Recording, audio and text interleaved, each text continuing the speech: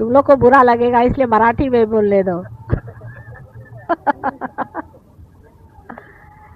मैं कह रही हूं कि तुम्हारे सामने जो भी प्रश्न है उन प्रश्नों को तुम अचेतन में छोड़ो, वो मेरे पैर में बह रहा है। माने ये कि कोई भी प्रश्न है, अब तुमको अपनी लड़की का प्रश्न है समझ लो, उसमें खोपड़ी भिड़ाने से कुछ नहीं होने वाला। जो भी प्रश्न है वो यहाँ छोड़ दो, उसका उत्तर मिल जाएगा। अब तुम अगर सोचते हो कि इस चीज से लाभ होगा, वो नहीं बात। जो परमात्मा सोचता है तुम्हारे लिए जो हितकारी चीज है वो घटित हो जाएगी, वो तुम कर भी नहीं सकती हो, इसलिए उसको छोड़ दो। तुम क्यों बीच में तंगड़ियां तोड़ रही हो? तुम क्यों परेशान हो रही हो? तुमको परेशान होने की कोई जरूरत नहीं, तुम छोड़ तो दो। जो तुम्हारे सारे प्रश्न को सॉल्व करने के लिए पूरी इतनी कमेटी बैठी हुई है, उनके पास छोड़ो तुम। सहयोग में यही तो कमाल है कि सर का बोझा उतर गया उनके खोपड़ी पर। छोड़ के देखो, ऐसे कमाल होंगे, ऐसे कमाल होंगे कि बस।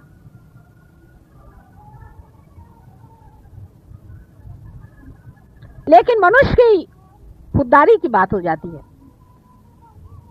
आखिर तक वो ऐसा ही सोचते रहता है कि नहीं मुझी को करना है, मुझी को करना है, और सोचते रहिए एक के ऊपर एक ताना बाना चलता रहेगा। कितना भी आप करते रहिए, आखिर में आप पाइएगा कि आप कहीं भी नहीं पहुंचे और आखिर पागल खाने में ही आप जाइएगा।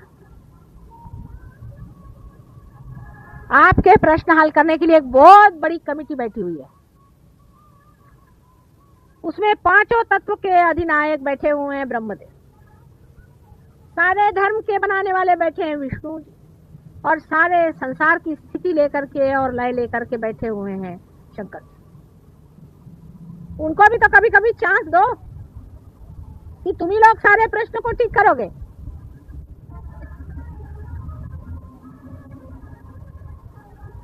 और जैसे ही आप निर्विचार में होना शुरू कर देंगे, आप देखिएगा आपके अंदर ये तीनों ही शक्तियां अपने आप बन जाएंगी, अपने आप सुलझ जाएंगी, धर्म, अर्थ और काम।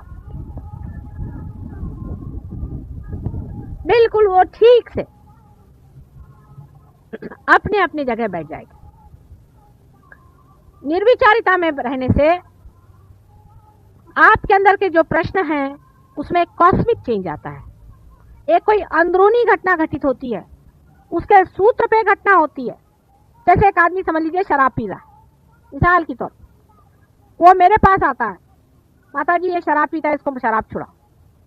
उसकी कुंडलिनी जागृत करते ही उसके अंदर की कॉस्मिक दशा ऐसी हो जाती है कि वो शराब पीता है तो उसको उल्टी होती है।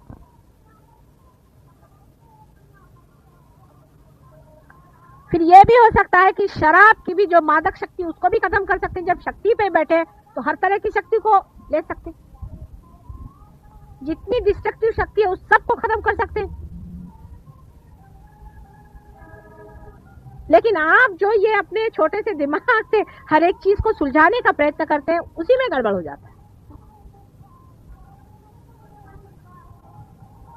बिल्कुल निर्विचार, मेरे पैर पे भी लोग रहते हैं तो भी वो विचार में रहते हैं। मुझे इतना आश्चर्य होता है, कम से कम मेरे पैर पे तो विचार छोड़ दो, वहां पे भी उनका चलते रहता है विचार। मैं कोशिश कर रही हूँ, हाथ पर चला रही हूँ, ये कर रही हूँ, सारा तांडव नृत्य हो रहा है, और ये लोग इधर विचार ही कर रहे हैं। कम से कम मेरे पैर पे विचार छोड़ना आना चाहिए। फिर धीरे धीरे ये आदत बनते जाएगी निर्विचारिता की। बस एक छोटी सी चीज है कि निर्विचार में रहना सीखो। कोई सा भी आपका प्रश्न हो, निर्विचार में रहो। ऐसे मैं आपको सुझाव देती रहती हूँ, आपका ये चक्र क्यों पकड़ता है, वो चक्र क्यों पकड़ता है, छोटी छोटी बातें हैं, उसको समझ लेना चाहिए। आपका शरीर ठीक रखो, मन ठीक रखो। मन की भी बहुत सारी बीमारियां होती हैं। औरतों को बीमारी होती है कि आदमियों के पीछे में मरो, खास करके आदमियों को और बीमारियां होती हैं। मन की अनेक बीमारियां होती हैं। उधर जरा सा चित्त रखो, निर्विचार में रहो।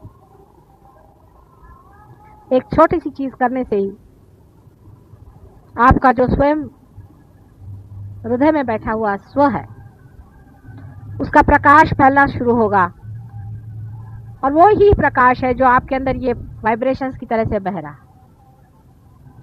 ये आपके अंदर बसा हुआ परमात्मा का जो अंश है, स्व, सेल्फ, उसका प्रकाश सारे संसार में जाता है और लौट के आपके पास आ जाता है। पैराबोली में अनेक उसकी लहरें चलती हैं, गोल गोल घूम के आपके हृदय में आ जाता है। अपनी जो बातें है उसे ठीक रखो, आपका शरीर ठीक रखो, जो आपका दीप है, आपकी जो शक्ति है, तेल, दिमागी जमा खर्च जो है उसमें खर्च न करो।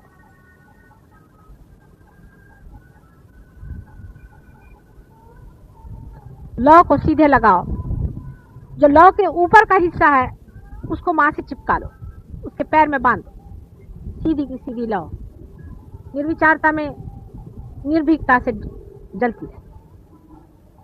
और जब ऐसा आदमी कहीं खड़ा होगा तो उसकी तेजस्विता देखकर लोग कहेंगे कि भाई तुम्हारे गुरु कौन है, ये तुमने किससे पाया।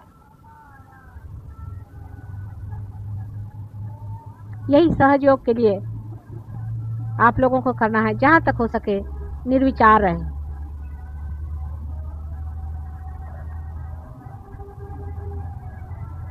हम तो धक्का दे ही रहे हैं कुंडलिनी को, आपको भी वहां रखने का कोशिश कर रहे हैं। आप भी जरा कोशिश करें, कोई विचार नहीं आना है। और अपना माथा किसी के आगे मत झुकाना, याद रखना, किसी के आगे जाकर माथा नहीं झुकाना है, कोई भी हो। बहुत से लोग सहयोगी के आगे माथे झुकाते मैंने देखा। ये सब फालतू की बातें करने की जरूरत नहीं।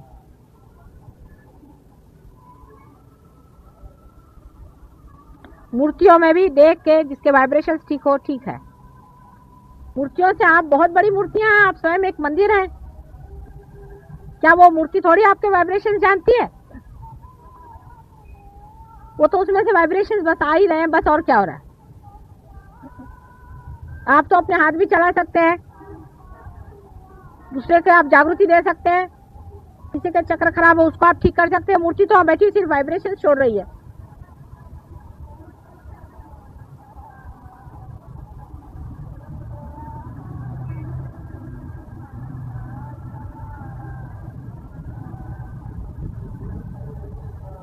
सहयोग में बंबई सेंटर में बहुत काम हुआ है, इसमें कोई शक नहीं। और लोगों ने बहुत अपने को ऊंचा उठा दिया है। और वैसे भी महाराष्ट्र में बहुत काम हुआ है। एक छोटे से गांव में, राहुरी में बहुत काम हुआ है।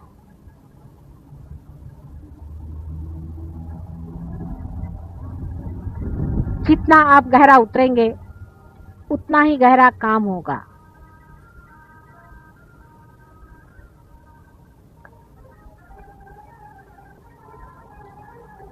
अपने को बहुत ज्यादा लोग नहीं चाहिए, थोड़े ही लोगों से काम बन जाएगा, लेकिन जो भी हो वो पक्के हो।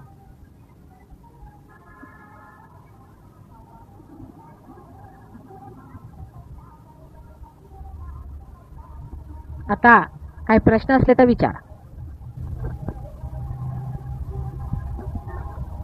राजकारण हो तो कृष्ण के जैसा।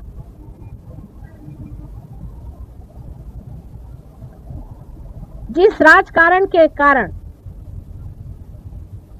संसार का हित हो, वही राजकारण एक सहयोगी पे कराते हैं। यानी कैसे? मैं करती हूं, आप लोगों को पता नहीं राजकारण।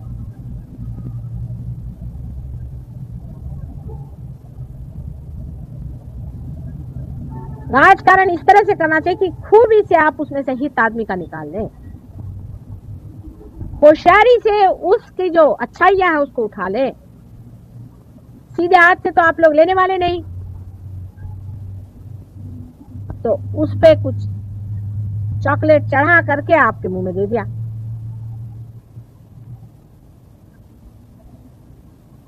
मुझसे बढ़ के कोई राजकारणी नहीं है, बच के रहो।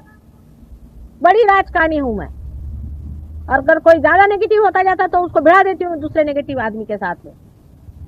लड़ते रहो, अमरते रहो। लेकिन मेरा जो राजकारण है वो तुम्हारे हित के लिए। क्योंकि सीधे रास्ते आने नहीं वाले, तो राजकारण खेलना पड़ता है, फिर अंत में आते हैं।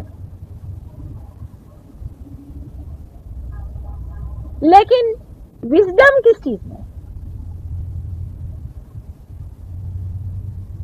कि हम अपना अच्छा देखें, हम अपने अच्छे का सोचें, हम अपना हित सोचें।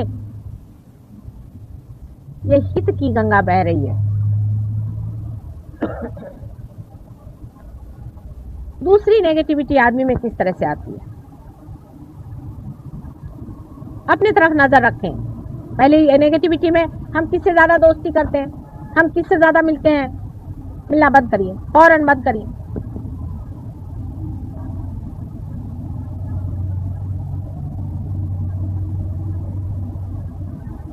कोई अगर 50 साल से ऊपर के तो वो ग्रुप बना लेंगे। हर एक चीज ग्रुप बनाने के लिए इंसान को कुछ लगता ही नहीं है। क्या भगवान ने आपको कोई ग्रुप में पैदा किया है?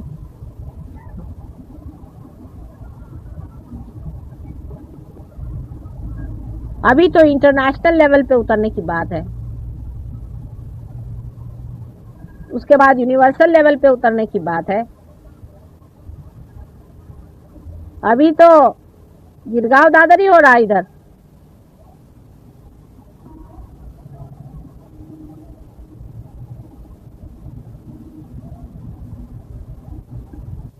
तो एक बड़ा भारी हम लोगों का जो दुश्मन है वो है राजकारण, जो हमारे अंदर बैठा हुआ एक दुश्मन है हमारा बहुत बड़ा। काम क्रोध मद मत्सर वगैरह तो वो तो बहुत साफ है, लेकिन ये चोरी छुपे बैठे हुए अपने अंदर मन में एक बड़े दुष्ट जीव है जिसका नाम है राजकारणी स्वभाव। तो अपने से कहना चाहिए, ओ मिस्टर राजकारणी जरा चुप रहिए, आप हमको मत पट्टी पढ़ाइए।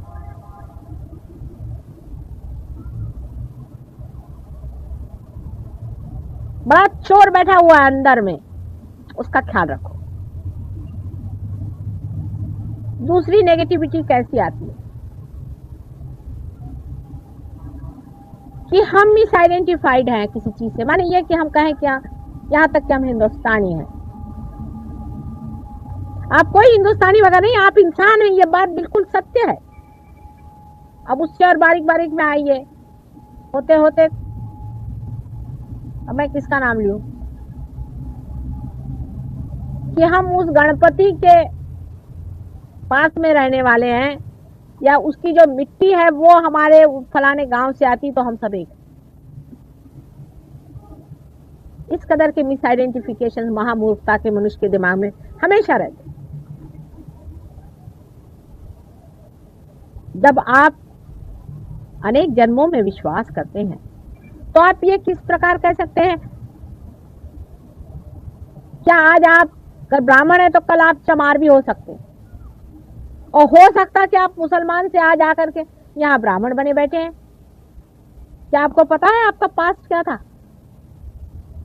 तो अपना जो गत है, जो भूत है, जो पास्ट है, उसका भी अगर सत्य आप देख ले, उसका भी अगर आप मत्यर्थ देख ले, उसका भी आप अगर तत्व पहचान ले, तो आप उसको भी बिल्कुल समझ सकते हैं कि ये सब बकवास है।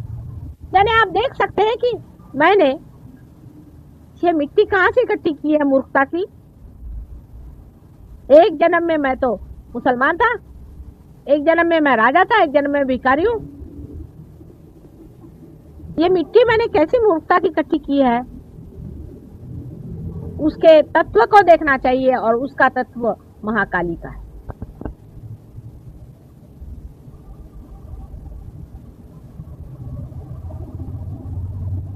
उसका तत्व महाकाली का है। अगर उसको आपने समझ लिया कि ये जो कुछ भी हमारा पास्ट है, ये हमारी बेवकूफी के कारण वहां जमा है। मैं इसकी लड़की, मैं शिवाजी महाराज की फलानी ढिकानी होगी। कौन शिवाजी महाराज, कहाँ है वो? आए मेरे सामने तो पूछे, वो कहाँ और आप कहाँ? वो आए तो घोड़े पे आएंगे।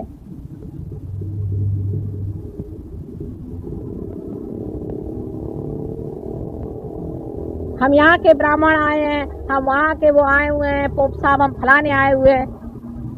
ये सब मिस आइडेंटिफिकेशन इस जन्म के भी बहुत सारे, ये भी एक तरह से पास ही है, क्योंकि इस मोमेंट में तो नहीं है, इस समय तो नहीं है, इस समय ये आइडेंटिफिकेशन। इस समय में आप क्या है? एक ही तत्व है कि आप सब मेरे बेटे हैं, इसके सिवा और कोई सत्य। सबको मैंने अपने सहस्त्रार से जन्म दिया है, इसके अलावा दूसरा कोई भी सत्य नहीं। यही एक सबसे बड़ा महान सत्य है, इसे शिरोधार्य करें। जो इसको नहीं शिरोधार्य करता वो कभी भी सहज योगी ऊंचा उठ नहीं सकता है, वो दूसरों को हमेशा खींचता रहेगा। अपनी नेगेटिविटी से दूसरों को खींचता रहेगा। वो अपने को बहुत अक्लमंद समझे, कुछ भी समझे, लेकिन उसको जानना चाहिए कि न तो वो खुद उठ रहा है न तो दूसरों को उठने दे।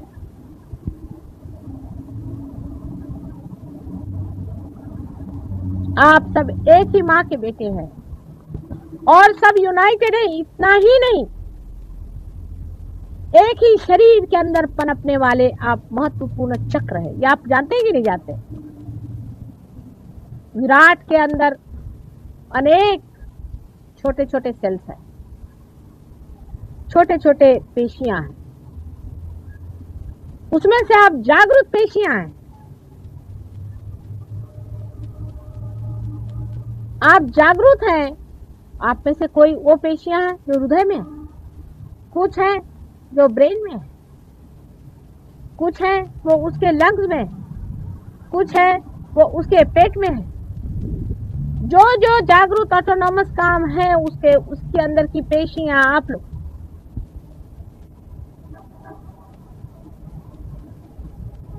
आप बहुत महत्वपूर्ण है।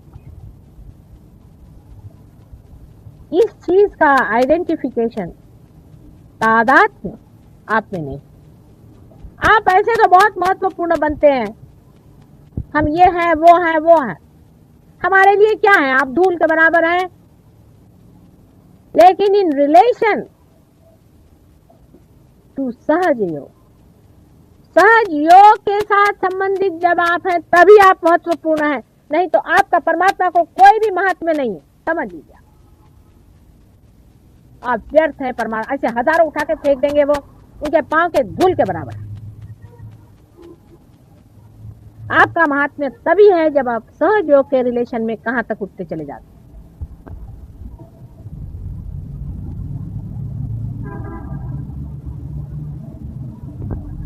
हिंदुस्तानी आदमी के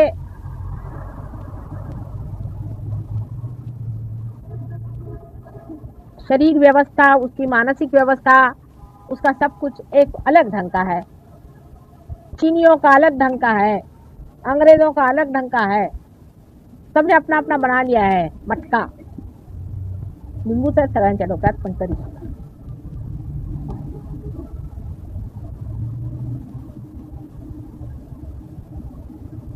सबने अपने अपने मटके बना लिया। किसी का कैसा शेप है, किसी का कैसा शेप है। उसमें कोई हर्ष की बात तो होनी नहीं चाहिए, लेकिन उसके अंदर का माल मसाला भी एक विशेष रहता है। जैसे आप मराठी घर में जाओ तो वहां अलग तरह की फोड़नी देते हैं, यूपी में जाओ तो वहां अलग तरह का। घरोघर मातीच्या चुली असल्या तरी सुद्धा हरेक का अलग अलग फर्क तमाशा बना के रखा। अब ये भी मिस आइडेंटिफिकेशन कितना बड़ा जबरदस्त है कि हम लोग सब अलग अलग हैं, हम लोग फर्क हैं।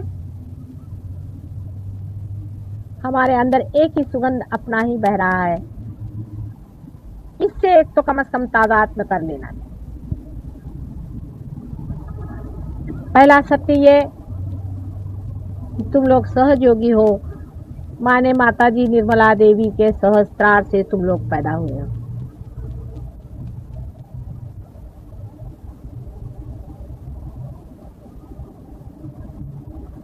और दूसरा सत्य ये कि तुम सत्य से ही तादात्म्य कर सकते हो, असत्य से नहीं। जैसे ही तुमने क्या, तुम्हारे वाइब्रेशंस बंद हो जाएंगे। अगर तुम मुझे भी कहो कि माँ तुम ये करती हो तो अच्छा भाई करते हैं, क्योंकि हम ही जब सब करते हैं तो ये भी करते हैं, उसकी भी रिस्पॉन्सिबिलिटी हमें लेनी चाहिए।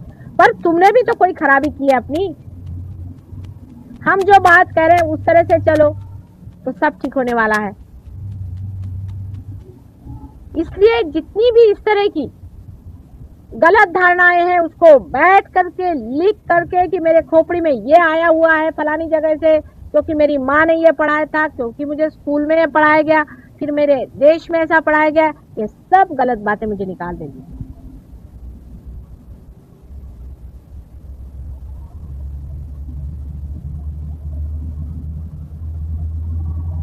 तभी सहज योग से सहज योगी एक ऊंचे तबके के लोग अपने आप ऊपर उठाएगा। जैसे चलनी आप घुमाइए तो चलनी में ऐसे लोग ऊपर आ जाए और बाकी सब नीचे।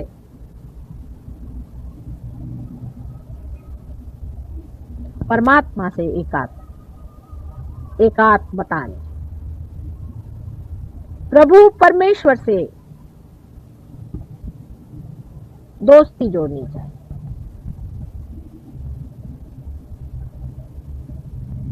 उसके सर्वशक्तिमान स्वरूप में एकाकार होना चाहिए।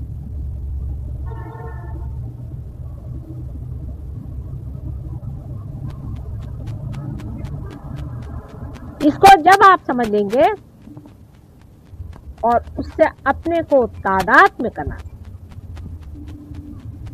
सत्य तो सब जानते हैं, ऐसे लेक्चर देने वाले बहुत हो गए, लेकिन इस सत्य से अपने को तादात्म्य करते ही साथ आप उधर नहीं बैठे, आप यहाँ के बैठ गए, साइड बदल गए। आप सूर्य की तरफ आप मुख नहीं कर रहे, आप स्वयं सूर्य हो गए।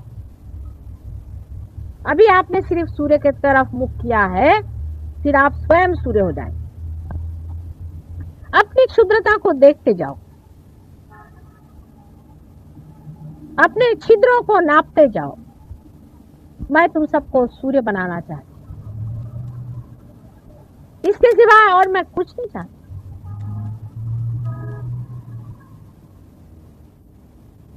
जो लोग अभी तक इस चीज को नहीं समझ पाए और जान नहीं पाए हैं, वो छोटी दृष्टि के हैं, उनमें वो विशालता नहीं आ पाई। लेकिन तुम लोग सब अपने को विशाल बनाओ। दूसरा चाहे छोटा हो जाए, आप अपने को अलग अलग तरीके से विशाल बनाओ। विशालता से ये सब शुद्धताएं जो हैं ये खत्म हो जाए।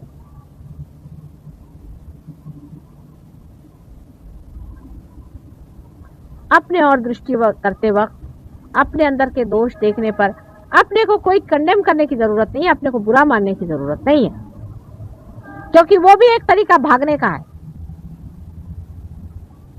ये बड़ा भारी अपने से भागने का तरीका बनाया मनुष्य ने, ये मैं समझ गई। अब उसका ऐसा तरीका है कि उसने ऐसा कह दिया कि साहब हाँ मैं तो हूं ही खराब, माता जी मैं बहुत खराब आदमी हूं, बस ये तो बेशर्म हो गया।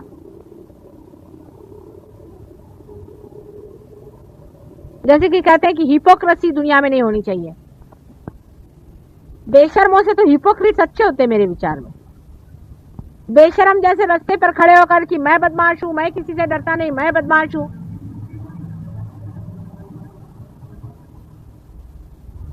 तो सभी बेशर्म हो गए उसके साथ में। इससे बेशर्मी बढ़ेगी, हिपोक्रेसी से कम बढ़ेगा नहीं मामला। बीच का रास्ता है। अपने दोषों को देखो और जैसे बदन में कलंक लगा है उसको पोंछ दो। उसका बखान भी करने की मेरे पास कोई जरूरत नहीं। ये तुम्हारा, तुम्हारे अंदर, तुम्हारे साथ तुम्हारा मामला है। तुम अपने को ठीक कर लो, ये तुम्हारा अपना प्राइवेट मामला है। जब तक वो मेरी नजर में नहीं आता मैं भी उसमें नहीं कहती, नजर आने पर भी मैं नहीं कहती हूँ, बहुत देर तक मैं रुकी ही रहती हूँ। हाँ, लेकिन जब वो बहुत ही मारक हो जाता है, जब उसे सहयोगी पे हाथ आने लग जाता है, दूसरों में नुकसान होने लगता है, तब मैं किसी को कहती भाई देखो तुम ऐसा नहीं करो।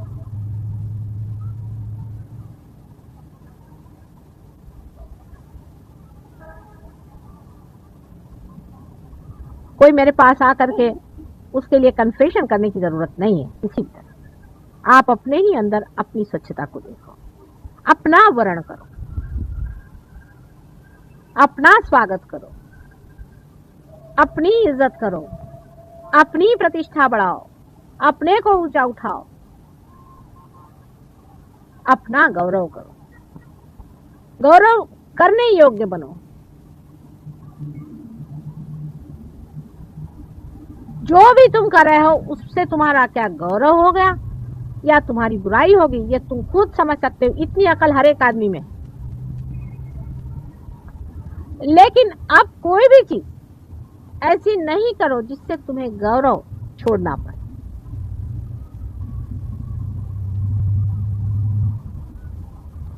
अंधेरे में, कलयुग के घोर अंधेरे में तारे बनके तुम्हें ही चमकना है। जितना अंधेरा गहनतम है उसी में तुम्हें तारे बनके चमकना है। तुम ही मार्गदर्शन करने वाले हो संसार।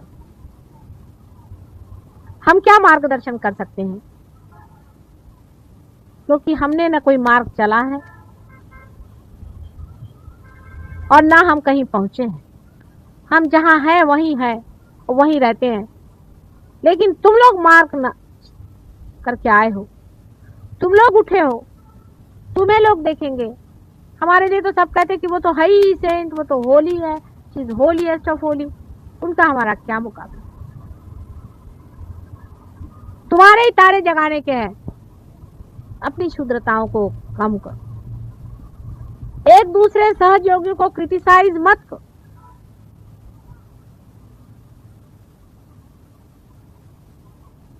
बहुत बुरी बात है, क्योंकि हर सहयोगी एक ही शरीर का अंग प्रत्यंग है। इससे महामूर्खता क्या होगी कि कोई इस हाथ से इस हाथ की उंगलियां काट रहा। अगर दूसरे सहयोगी में कोई प्रॉब्लम है और आप अगर सोचते हैं प्रेम में, तो साइलेंटली उसको बंधन दीजिए, उसको जूते मारिए, ठीक करिए, पर अपने को भी बाद में जूते मार लीजिए।